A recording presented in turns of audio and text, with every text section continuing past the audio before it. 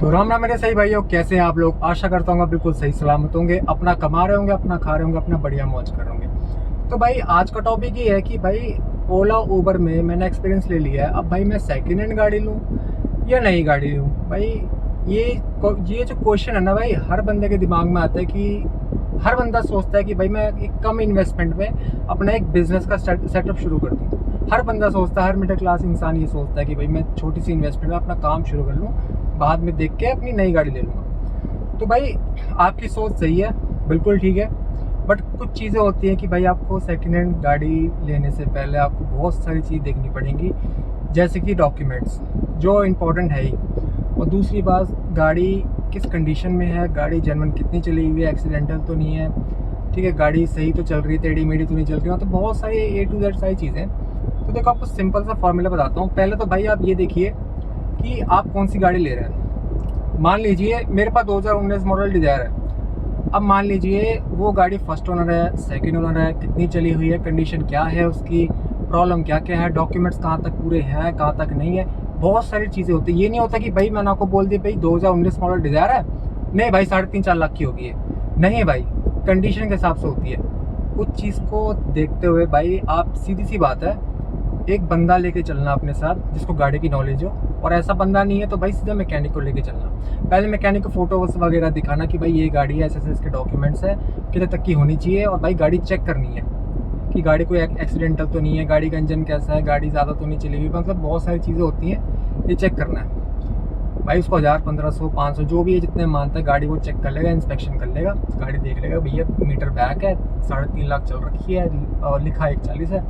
तो भाई पहली बात तो आपको एक चीज़ बताता हूँ, अगर आप 2019, 20, 21 मॉडल अगर आप लेते हैं तो भाई मान के चलिए वो 2 लाख से नीचे तो नहीं चलने वाली।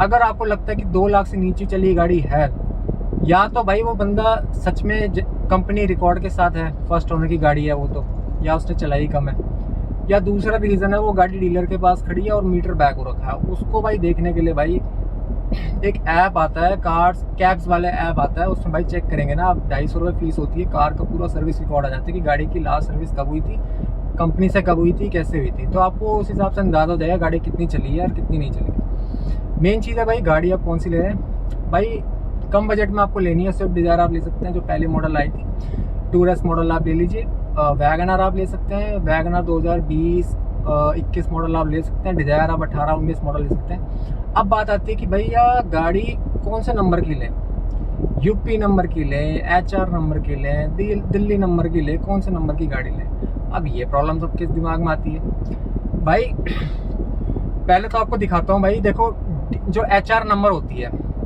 वो भाई 12 साल तक का उसका परमिट होता है, मतलब 12 साल तक उसकी वैलिडिटी होती है ओला उबर टैक्सी की लाइन में। उसके बाद वो 3 साल प्राइवेट में जाके कन्वर्ट हो जाएगी अगर आप करवाते हैं तो। अब दूसरी बात आती है, यूपी का भी सेम यही है। अब आती है दिल्ली नंबर की गाड़ी, बंदे बड़े कंफ्यूज है, भैया दिल्ली नंबर गाड़ी है, कोई बंदा कहता है कि भैया इसका तो 15 साल का परमिट है, कोई कहता है भैया इसका 12 साल का परमिट है। भाई DL1RT, ठीक है, ये होती है रेडियो टैक्सी, नंबर आप पढ़ेंगे ना सीरीज। और दूसरी होती है DL1Z। जो भाई DL1Z होती है ना, वो ऑल इंडिया परमिट होती है, वो 12 साल का परमिट होता है उसका। और जो भाई DL1RT होती है, जिसको भाई रेडियो टैक्सी भी बोलते हैं, NCR परमिट भी बोलते हैं, वो गाड़ी 15 साल तक चलेगी। वो गाड़ी भाई दिल्ली, नोएडा, गुड़गांव में चलेगी क्योंकि वो NCR परमिट है, ठीक है जी। और जो DL1Z है वो 12 साल का है। तो अगर आप 12 साल की परमिट वाली गाड़ी लेते हैं तो उस हिसाब से रेट लगते हैं। अब मान लीजिए भाई 2016 मॉडल वैगनर मिल रही है DL1RTC, ठीक है। अब उस हिसाब से भाई गाड़ी में तो काफ़ी पर टाइम तो पड़ा है, 2016 के हिसाब से 3-4 साल पड़े हैं उसके, 5 साल तो पड़े होंगे या 4 साल पड़े होंगे। अब भाई यही कंडीशन आती है DL1Z में, और मॉडल है सेम 2016। अब 2016 मॉडल है, उसके कितने साल होंगे, अब वो 12 साल का परमिट है, DL1RTC और अपना 15 साल का परमिट है। तो बंदे ये ना कंफ्यूज जाता है। अब ये मत सोचना कि भैया 2018 मॉडल गाड़ी मिल रही है मुझे, इतनी सस्ती मिल रही है, बाकी लोग तो बड़े पैसे मांग रहे हैं। तो भाई अपना RTO देख के चलना कि कौन सी मॉडल की आप कौन सी नंबर की आप ले रहे हैं गाड़ी, ऑल इंडिया परमिट ले रहे हैं या फिर NCR परमिट ले रहे हैं। अब भाई ये आता है कि भैया NCR परमिट लें या ऑल इंडिया परमिट लें। भाई देखो, साफ बोलो, सुखी रहो, ऑल इंडिया परमिट लो। दूसरी बात, गाड़ी कौन सी लें भाई? वैगन आर ले सकते हो, डिजायर ले सकते हो, HR नंबर ले सकते हो। और भाई कौन से नंबर की गाड़ी लेनी है? भाई यूपी नंबर की गाड़ी आप लोगे, आपको शायद पता हो या ना पता हो, भाई यूपी गाड़ी का हो चुका है, उसका 1 टाइम हो चुका है टैक्स। अब जैसे हमारी गाड़ी होती है HR नंबर गाड़ी, अब मेरी गाड़ी का 30 तारीख को भाई अपना रोड टैक्स भरना है इसका, हरियाणा का। अब मैं क्वार्टरली भर सकता हूँ, क्वार्टरली मतलब 3 महीने का भर सकता हूँ, 6 महीने का भर सकता हूँ, या एक बारी में ही भर सकता हूँ, वो मेरी मर्जी है। बट यूपी गाड़ी का ये हो गया है कि एक ही बारी में ही पूरा भरना है। गाड़ी अगर आपने ली है तो एक ही बारी में पूरा भरना है आपको यूपी टैक्स। तो ये थोड़ी भसूड़ी है। और भाई 70-80 हज़ार का यूपी टैक्स है, एक ही बारी भरना है। किन किन लोगों ने अपनी गाड़ियाँ बेची है, कितने लोग परेशान है, हमें पता है भाई साहब यूपी नंबर गाड़ी का क्या हिसाब हुआ है। तो भाई जो एवरग्रीन गाड़ी है, HR नंबर लो, चाहे HR 55 लो, ठीक है, 38 लो, जो मतलब HR नंबर ले लो आप, ठीक है, 12 साल का परमिट के साथ साथ। अब भाई डॉक्यूमेंट्स कौन कौन से होने चाहिए? भाई परमिट होना चाहिए कम से कम, जो भी आप सेकेंड हैंड गाड़ी ले रहे हैं ना, इंश्योरेंस को छोड़कर हर चीज़ का कम से कम 1 साल का डॉक्यूमेंट कंप्लीट होना चाहिए, ठीक है। 1 साल का फिटनेस, ठीक है, कम से कम 1 साल का परमिट, ठीक है जी। रोड टैक्स एक अपना क्वार्टर लिया 6 महीने का तो एटलीस्ट भरे। अगर आप किसी डीलर से ले रहे हैं तो भाई वो तो 1 साल 2 साल का करा के देगा आपको प्रॉपर। इंश्योरेंस, ठीक है, कम से कम भी भाई 6 महीने तक की इंश्योरेंस होनी चाहिए। और भाई इंश्योरेंस का ये है कि आप भाई इंश्योरेंस 3 महीने की भी करा सकते हैं, 6 महीने की भी करा सकते हैं, 9 महीने की भी करा सकते हैं, 12 महीने की भी करा सकते हैं। ये ड्राइवर पे डिपेंड करता है। बट जो 3 महीने वाली होती है ना, वो थोड़ी महंगी पड़ जाती है, क्योंकि वो भाई इमरजेंसी वाली होती है। और वो भी आपको बताता हूँ कि किससे होगी भाई। अपना आप ऑनलाइन आप सर्च करेंगे ना, ऑनलाइन आपको आराम से मिल जाएगा। किस नाम से था वो? श्री राम फाइनेंस से, श्री राम टैक्सी वाले होते हैं फाइनेंस, वो इंश्योरेंस वगैरह कराते हैं, आपको बहुत सारे मिल जाएंगे, मैं डिस्क्रिप्शन में डाल दूँगा, ठीक है जी। अब ये सारी चीज़ें हो गई हैं। और भाई एक चीज़ और, गाड़ी अगर आप लेते हैं सेकेंड हैंड तो भाई चालान ज़रूर देख लेना, क्योंकि भाई आजकल ना बड़ा फ्रॉड कर रहे हैं डीलर कि गाड़ी जब आप चेक कर रहे हैं तब चालान नज़र नहीं आ रहे, बट जैसे गाड़ी आपके नाम होगी तो चालान आएंगे। और आपको चीज़ बताता हूँ, गाड़ी नाम करने का खर्चा क्या है। अगर आप किसी डायरेक्ट पार्टी से ले रहे हैं वो तो आपको चलो खुद बता देगा कितने का है, अब वो डिपेंड करता है उसका दलाल कितने लेगा।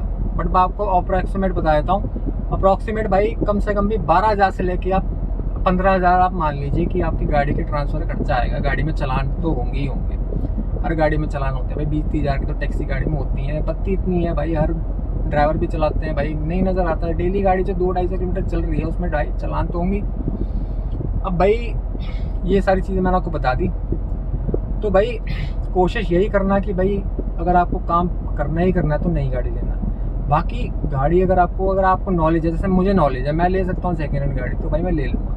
मुझे पता है कि भाई कौन सा पेंट है क्या नहीं, इंजन में कौन सी आवाज़ आ रही है, बेयरिंग में कौन सी आवाज़ आ रही है, व्हील में कौन सी आ रही है, शॉकर ख़राब है, लाइट ख़राब है, बहुत सारी A to Z चीज़ें होती है, एक्सेल, चिमटा, स्टेयरिंग, पता नहीं बहुत सारी, मतलब गाड़ी में जितनी चीज़ें आप ढूंढना चाहते हो ना उतनी कम है, ठीक है जी। तो ये चीज़ है। और भाई सेकेंड हैंड गाड़ी भाई लेने से पहले भी सोचना तो पड़ता ही पड़ता है भाई। अब देखो अब ये मत सोचना कि भैया आपने सेकेंड हैंड गाड़ी ले ली, भैया मैंने सेकेंड हैंड गाड़ी ले ली, आपके कहने पे ये तो बड़ा खर्चा मांग रही है। भाई मैंने पहली चीज़ बताई है, इंसान अगर कोई चीज़ अपनी बेच रहा है ना, वो किसी वजह से बेच रहा है, या तो वो नहीं ले रहा है या वो उससे दुखी हो चुका है। भाई हिंदुस्तान है, हमें पता है क्या सीन है यहाँ पर, क्या नहीं होता। बंदे परेशान होकर बेच देते हैं और कुछ लोग वैसे बेच देते हैं कि भैया अब नहीं लेनी है गाड़ी, ओके है कोई बात नहीं।